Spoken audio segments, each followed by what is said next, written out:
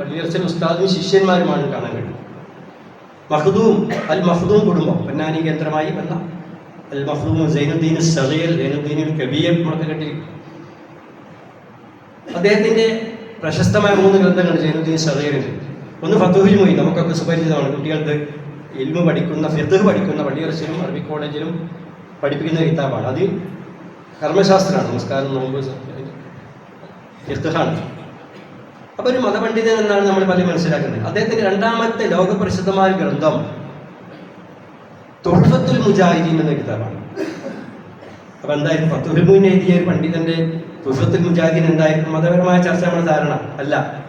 അക്കാലഘട്ടത്തിലെ ഇന്ത്യയുടെയും കേരളത്തിലും ചരിത്ര കിതാബ് താരീഖാണ്. അക്കാലത്ത് മറ്റൊരു പണ്ഡിതനും അതുപോലെ രേഖപ്പെടുത്തിയിട്ടില്ല ഇന്ത്യയുടെ പൂർവ്വചരിത്രം. ഇന്നും ചരിത്ര പണ്ഡിതന്മാർ അവലംബിക്കുന്ന ഒരു കിതാബാണ് തുഹ്ഫത്തുൽ മുജാഹിദീൻ. വിവിധ ഭാഷകളിൽ പരിഭാഷ ചെയ്യപ്പെട്ടിട്ടുണ്ട്, ഗവൺമെൻറ് അംഗീകാരം കിട്ടിയിട്ടുണ്ട്. ആ കുടുംബത്തിൽ നിന്ന് മഖ്ദൂം സൈനുദ്ദീൻ അല്ല, സഗീർ അൽ കബീർ ആണ് പൂർവികരാണ്. അന്ന് മറ്റൊരു കിതാബുണ്ട്. അന്ന് ബ്രിട്ടീഷുകാർ ഭരിക്കുന്നത് ബ്രിട്ടീഷുകാരല്ല, പോർച്ചുഗീസുകാരുടെ അക്രമമാണ് കേരളത്തിൽ വരുന്നത്. അൽ പുർത്തുഗാലിയൂൻ എന്ന പോർച്ചുഗീസുകാർ പറയും. അദ്ദേഹം എഴുതിയ ഒരു കിതാബല്ല, ഒരു റിസാല എന്ന് പറയും, ഒരു സന്ദേശമുണ്ട്. തഹ്രീദുൽ മുസ്ലിമീൻ മിൻ അദാവത്തിൽ പുർത്തുഗാലിയീൻ. പോർച്ചുഗീസുകാരുടെ ആക്രമണത്തിൽ നിന്ന് രക്ഷ നേടണം, അവർക്കെതിൽ സമരം ചെയ്യണം എന്ന് മുസ്ലിങ്ങളെ ആഹ്വാനം ചെയ്ത് തഹരീൽ ഹർറ പ്രേരിപ്പിക്കുന്നു എന്നാണ് ആ റിസാലയുടെ തലക്കെട്ട്.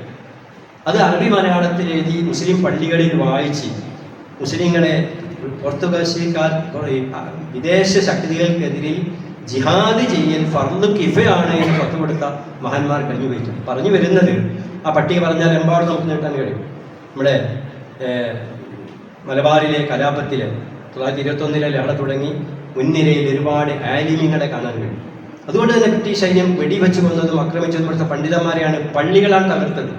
തിരൂരങ്ങാടിയും മലപ്പുറം ജില്ലയിലെ പല സ്ഥലങ്ങളിലും നമ്മുടെ ലഹള നടന്ന സ്ഥലങ്ങൾ ഇന്ന് പ്രായം ചെന്നവർക്ക് ആ രൂപത്തിൽ തന്നെ ഓർമ്മയുണ്ടാവും. പൂക്കോട്ടൂരും മറ്റും തിരങ്ങാടിയും മറ്റുമൊക്കെ പള്ളി വളഞ്ഞി പണ്ഡിതന്മാരെ വെടിവെച്ച് വന്ന് അറസ്റ്റ് ചെയ്ത് ക്രൂരമായി മർദ്ദിച്ചു. അതുപോലെ തന്നെ മമ്പുറം തങ്ങന്മാർ നമുക്ക് കേട്ടിരിക്കും.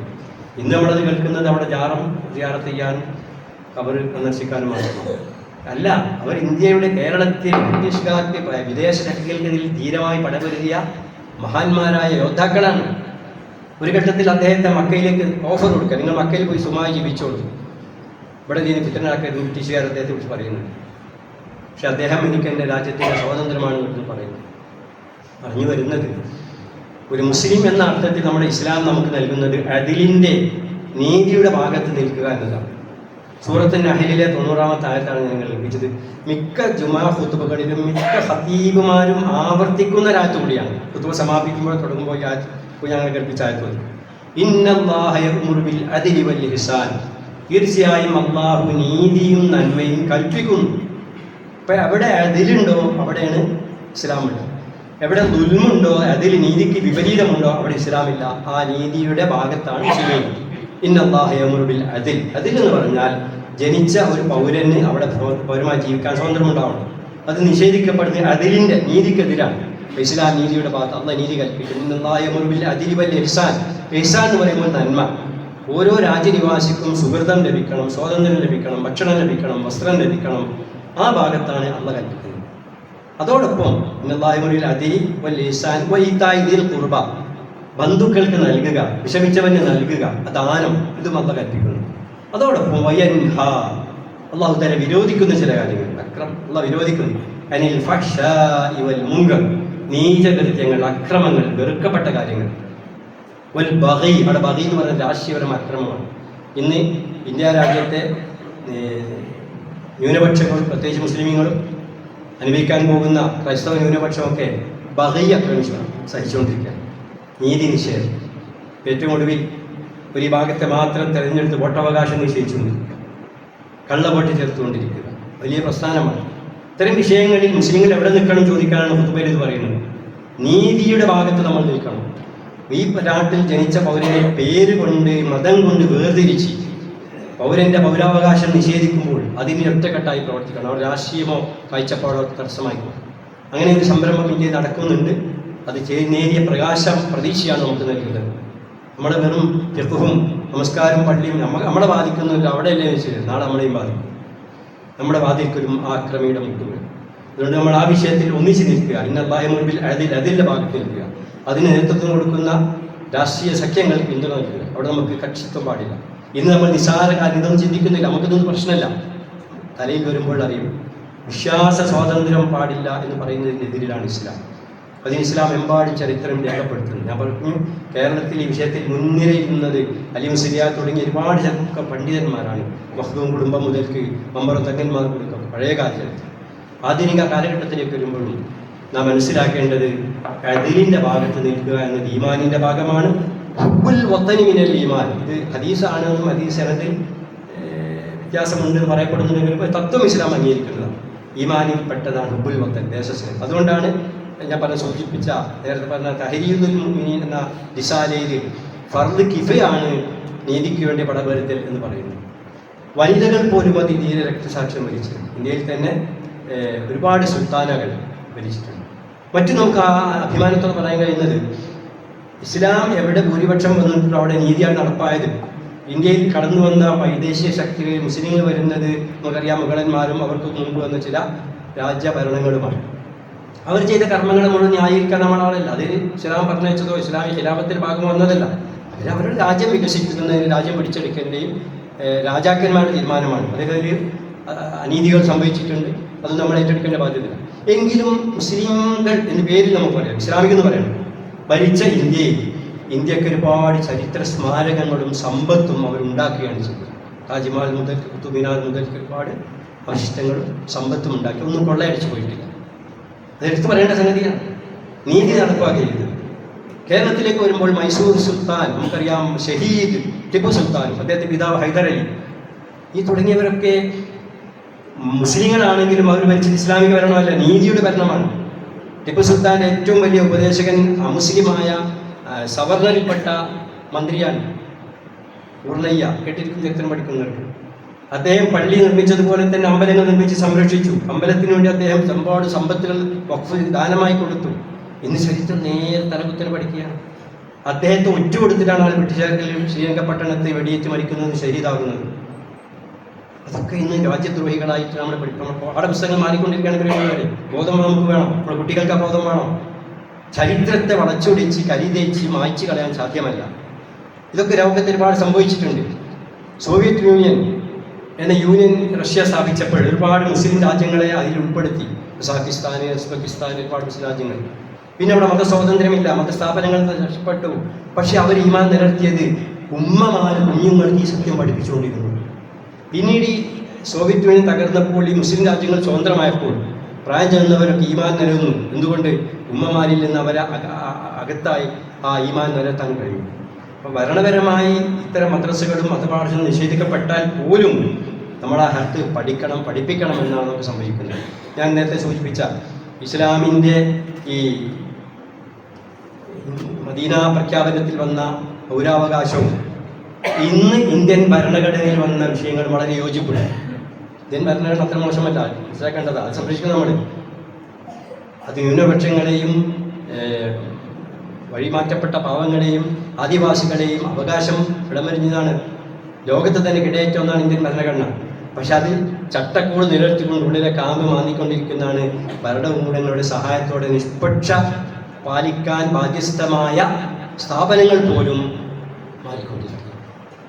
അവസാനം എന്ത് ചെയ്യാമെന്നില്ല നമുക്ക് ചിന്തിച്ചു വരാം. ഒരു ചരിത്രം ഇമാം ഗസാലി റഹ്മത്തുള്ളാഹി അലൈഹി രേഖപ്പെടുത്തുന്നതാണ്. ഇസ്ലാം എവിടെ വ്യാപിക്കപ്പെടുന്നുവോ അവിടെ അഞ്ച് മാനദണ്ഡങ്ങൾ അടിസ്ഥാനമായി ഉണ്ടായിരിക്കണം. ഒന്ന് ഹിഫ്ലുദ്ദീൻ, ആദർശ സ്വാതന്ത്ര്യം.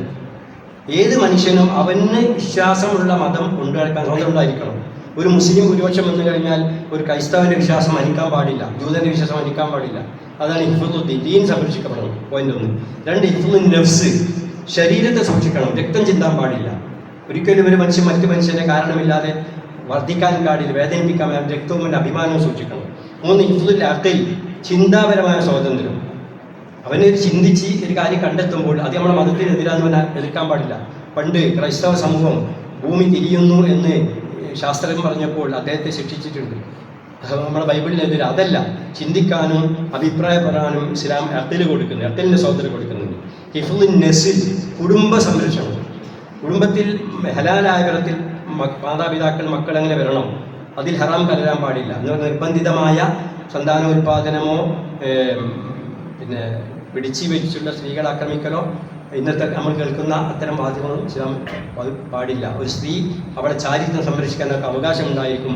കുടുംബ ബന്ധങ്ങൾ കാത്തു സൂക്ഷിക്കണം. അഞ്ചാമത്തത് ഇഫ്ദുൽ മാൽ, അത് അവസാനം പറയുന്നത് സാമ്പത്തിക സംരക്ഷണം. നമ്മുടെ വീട്, നമ്മുടെ സ്വത്ത്, നമ്മുടെ ബിസിനസ് സംരക്ഷിക്കണം, ആക്രമിക്കാൻ പാടില്ല. ഈ 5 പോയിന്റുകൾ മദീന പ്രഖ്യാപനത്തിൽ വന്നതായി ഇമാം ഗസാലി രേഖപ്പെടുത്തുമ്പോൾ ഇന്ത്യൻ ഭരണഘടനയിൽ ഇതൊക്കെ അങ്ങനെ തന്നെ നമുക്ക് കാണാൻ കഴിയും. മതസ്വാതന്ത്ര്യം അതൊക്കെ ഒന്ന് കൊള്ളയാകുന്ന വിധം ഓരോ സംസ്ഥാനങ്ങളും അതിനെതിരിൽ മതപരിവർത്തനം പാടില്ല എന്ന് കൊണ്ടുവന്നിരിക്കുകയാണ്. ഭരണഘടനാ വിരുദ്ധമാണ്. ഈ സ്വാതന്ത്ര്യത്തിന് കഴിഞ്ഞു പോകുമ്പോൾ ഒന്ന് നമ്മുടെ മഹാന്മാരായ മുൻഗാമികൾ, മുസ്ലിം ആലിമീങ്ങൾ ഇന്ത്യ സ്വാതന്ത്ര്യത്തിൻ്റെ സംഭാവനകൾ ഓർക്കുകയും പഠിക്കുകയും ചെയ്യുക. 2, ഇന്ത്യൻ ഭരണഘടന സംരക്ഷിക്കാൻ നമ്മൾ പ്രതിജ്ഞാബദ്ധമാകുക. ഇത് നിഷേധിക്കപ്പെടുന്ന കൊള്ളകൾക്കെതിരിൽ, അക്രമങ്ങൾക്കെതിരിൽ, അനീതിക്കെതിരിൽ മത രാഷ്ട്രീയ കക്ഷിത്വം നോക്കാതെ അതിലിൻ്റെ ഭാഗത്ത്, നീതിയുടെ ഭാഗത്ത് നിലകൊള്ളുക എന്ന ഒരു ആഹ്വാനമാണ് സ്വാതന്ത്ര്യ ദിന സന്ദേശമായി വിശുദ്ധ ഖുർആനിൻ്റെ ഇസ്ലാം ചരിത്രത്തിൻ്റെ വെളിച്ചത്തിൽ ഓർമ്മിപ്പിക്കുന്നത്. അല്ലാഹു സുബ്ഹാനഹു വ തആല നീതി പുലരുന്ന ഹക്ക് പുലരുന്ന സത്യം പുലരുന്ന ഒരു മഹത്തായ ഇന്ത്യ രാജ്യം വീണ്ടെടുക്കുവാൻ നമ്മയെല്ലാം അനുഗ്രഹിക്കുമാറാവട്ടെ. സ്വാതന്ത്ര്യത്തിൻ്റെ, സ്നേഹത്തിൻ്റെ, പരസ്പര സ്നേഹത്തിൻ്റെ, പരസ്പര ആദരവിൻ്റെ, മതനിരപേക്ഷതയുടെ ഒരു ഇന്ത്യ നിലനിന്ന് കാണുവാൻ നമ്മൾ പ്രാർത്ഥിക്കുക. അള്ളാഹു അനുഗ്രഹിക്കുമാറാവട്ടെ. ഒപ്പം നമ്മുടെ കടമ ആ കാര്യത്തിൽ ഭിന്നിക്കാതിരിക്കുക. 2 കാര്യമാണ്. ഒന്ന്, ഖുർആനിൽ വഴുത പറയുന്നുണ്ട്, സൂറത്ത് നൂറിൽ. അത് വിശ്വാസപരമാണ്. രാജ്യം സമാധാനം ഉണ്ടാവാൻ അള്ളാഹുങ്ങൾക്ക് സമാധാനം തരുന്ന പറയുന്നത് ആയത്തുണ്ട് സൂറത്ത് നൂറിൽ. വഅദല്ലാഹുല്ലദീന ആമനൂ മിൻകും വഅമിലുസ് സാലിഹാത്ത്. നിങ്ങൾ വിശ്വസിക്കുകയും സൽക്കം ചെയ്ത ആൾക്ക് അവർ ഉറപ്പ് തന്നിട്ടുണ്ട്, വഴുത അവർ ഉടമ്പടി ചെയ്തിട്ടുണ്ട്. എന്തായാലും നിങ്ങൾ അള്ളാഹ് വീണ്ടും സമാധാനമുള്ളവരാണ്. നിങ്ങൾക്ക് മുമ്പുള്ളവർക്ക് നൽകിയതുപോലുള്ള ദൈവിക പ്രാതിനിധ്യം നിങ്ങൾക്ക് നൽകും, നിങ്ങൾക്കും ഖിലാഫത്ത് നൽകും. ഒരു സന്തോഷ വാർത്തയാണ്. അതിനുള്ള ആവശ്യപ്പെടുന്ന നമ്മളോട് അത് എന്ത് ചെയ്താലേ അങ്ങനെ കിട്ടുള്ളൂ? എന്നിൽ വിശ്വസിക്കട്ടെ, അതിലാരെയും പങ്കുചേർക്കാതിരിക്കട്ടെ, അതിൽ ശക്തി ചെയ്യാതിരിക്കട്ടെ. അപ്പം വിശ്വാസകരമായി അള്ളാഹുവിൻ്റെ കഴിവ് അംഗീകരിച്ചു കൊടുത്ത് അവന് അടിയുറച്ചു നിന്ന് പ്രവർത്തിക്കുമ്പോൾ നിങ്ങൾക്ക് ഐശ്വര്യം വരും, സ്വാതന്ത്ര്യം. അതോടൊപ്പം തന്നെ അതിൽ നിങ്ങൾ ശക്തി ചെയ്യാതിരിക്കുക. അതോടൊപ്പം ഭിന്നിക്കാതിരിക്കുക. ഇന്ത്യയിലെ മുസ്ലിം ന്യൂനപക്ഷങ്ങളെല്ലാം ഒന്നിക്കണം. ദൗർഭാഗ്യവശാൽ നമ്മുടെ സഹോദര സമുദായമായ മറ്റൊരു ന്യൂനപക്ഷമായ ക്രിസ്തീയ സമൂഹം വേണ്ടത്ര ഇത് പഠിച്ചിട്ടില്ല. ഇപ്പോൾ കണ്ടിട്ട് പഠിക്കാതെ കൊണ്ടിട്ട് പഠിക്കാൻ തുടങ്ങിയിരിക്കുന്നു. അൽഹംദുലില്ലാ. എല്ലാ ന്യൂനപക്ഷങ്ങളും ഇന്ത്യ ഭരണഘടനയോട് സംരക്ഷിക്കുവാനും ഇന്ത്യയിലെ ഈ നിഷ്പക്ഷ നിലനിർത്തുവാനും പരിശ്രമിക്കണം. അത് ദീനീയായ ബാധ്യതയാണ്. നമ്മുടെ മഹാന്മാരായ ആലിമീങ്ങൾ, മുൻഗാമികൾ, മഖ്ദൂം കുടുംബം, തങ്ങന്മാരെല്ലാം അത് മാതൃക കാണിച്ചിട്ടുണ്ട്. അല്ലാഹു സുബ്ഹാനഹു വ തആല സത്യം പുലരുന്ന, നീതി പുലരുന്ന ഇന്ത്യ രാജ്യത്തിന് എല്ലാവിധ അനുഗ്രഹം വർക്കുന്ന പെരുമാറാവട്ടെ. ഇത് നശിപ്പിക്കാൻ ശ്രമിക്കുന്ന ദുശക്തികളിൽ, ഫാസിസ്റ്റുകളിൽ നിന്ന് ഇന്ത്യയെയും നമ്മുടെ രാജ്യത്തെയും നമ്മുടെ കുടുംബത്തെയും നമ്മുടെ ഉമ്മത്തിനെയും അള്ളാഹു കാത്തിരക്ഷിക്കുമാറാവട്ടെ. ഈമാനോടെ ജീവിച്ച് ഈമാനോടെ തന്നെ മരിക്കാൻ നമുക്കെല്ലാം അള്ളാഹു തൗഫീഖ് അനുഗ്രഹിക്കുമാറാവട്ടെ. പ്രിയമുള്ളവരെ, സഹോദരങ്ങളും രോഗികളാണ് നമ്മുടെ ദുആ സ്വീകരിച്ചു അള്ളാഹു അവർക്കും നമുക്കും ആഫിയത്തും സിഹത്തും നൽകി അനുഗ്രഹിക്കുമാറാവട്ടെ. നമ്മിൽ മരിച്ച സഹോദരന്മാർ, മുൻഗാമികൾ, പൂർവികർ അള്ളാഹു മഗ്ഫിറത്തും റഹ്മത്തും നൽകുകയും നമ്മയും അവരെയും അവൻ്റെ ജന്നാത്തിനായി ഒരുമിച്ചിട്ട് അനുഗ്രഹിക്കുമാറാവട്ടെ. ലോക ഫാസിസ്റ്റുകളുടെ മർദ്ദനത്തിനും പട്ടിണിക്കും ഭീതിക്കും അതിൽ സർവോപരി വിശപ്പിനും കഴിയുന്ന ഗസയിലെ സഹോദരങ്ങൾക്ക് അവൻ്റെ മഹത്തായ ഫضل കൊണ്ട് അസന്ന ഭാവിയിൽ അള്ളാഹു ഐശ്വര്യവും വിജയം അനുഗ്രഹിക്കുമാറാവട്ടെ. ആക്രമികളെയും ആക്രമണ സഹായിക്കുന്ന വൻ ശക്തികളെയും അള്ളാഹു പരാജയപ്പെടുത്തുമാറാവട്ടെ. ഇന്നല്ലാഹ വമലായികതഹു യുസല്ലൂന അലൻ നബി യാ അയ്യുഹല്ലദീന ആമനൂ സല്ലൂ അലൈഹി വസല്ലിമു തസ്ലീമാ.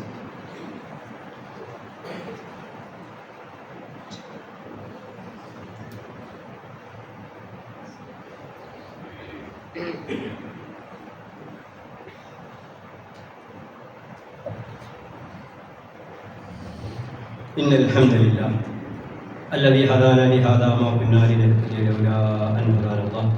اللهم صل على محمد وعلى آل محمد كما صليت على إبراهيم وعلى آل إبراهيم إنك حميد مجيد. عباد الله أوصيكم وإياي ثانيا بتقوى الله. يا أيها الذين آمنوا اتقوا الله وقولوا قولا سديدا يصلح لكم أعمالكم ويغفر لكم ذنوبكم ومن يطع الله ورسوله فقد فاز فوزا عظيما. إن الله وملائكته يصلون على النبي يا أيها الذين آمنوا صلوا عليه وسلموا تسليما. اللهم صل على عبدك ونبيك محمد المصطفى صلى الله عليه وسلم وعلى آله وصحبه ومن اتبعه بإحسان إلى يوم الدين. اللهم ارض عن الخلفاء الراشدين ثم أبو بكر الصديق وعمر الفاروق وعثمان ذو النورين وعلي بن أبي طالب رضي الله عنهم وعن بقية أصحاب رسولك أجمعين. اللهم اغفر للمؤمنين والمؤمنات والمسلمين والمسلمات الأحياء منهم والأموات إنك مجيب الدعوات يا قاضي الحاجات. اللهم أجرنا من النار، اللهم أجرنا من النار، اللهم أجرنا من النار. اللهم لا تشف خلقنا بالنار ولا تجعلنا من حطب النار. اللهم أعز الإسلام والمسلمين وأذل الشرك والمشركين. اللهم انصر من نصر دين محمد صلى الله عليه وسلم واجعلنا منهم، وخذل من خذل دين محمد صلى الله عليه وسلم ولا تجعلنا منهم. اللهم إنا نسألك علما نافعا ورزقا واسعا وشفاء من كل داء. اللهم اشف أمراضنا، اللهم اشف أمراضنا، اللهم اشف أمراض مرضانا، اللهم اشف أمراض من أوصانا بالدعاء يا رب العالمين. اللهم حسن مرادنا واشف أمراضنا واقض حوائجنا يا قاضي الحاجات. اللهم أعز الإسلام والمسلمين، اللهم انصر بلدتنا مستقلا عادلا يا رب العالمين. اللهم دمر أعداءك وأعداء الدين. ربنا هب لنا من أزواجنا وذرياتنا قرة أعين واجعلنا للمتقين إماما. ربنا لا تحمل علينا إصرا كما حملته على الذين من قبلنا. ربنا ولا تحملنا ما لا طاقة لنا به واعف عنا واغفر لنا وارحمنا أنت مولانا فانصرنا على القوم الكافرين. ربنا آتنا في الدنيا حسنة وفي الآخرة حسنة وقنا عذاب النار وذكر الله أكبر.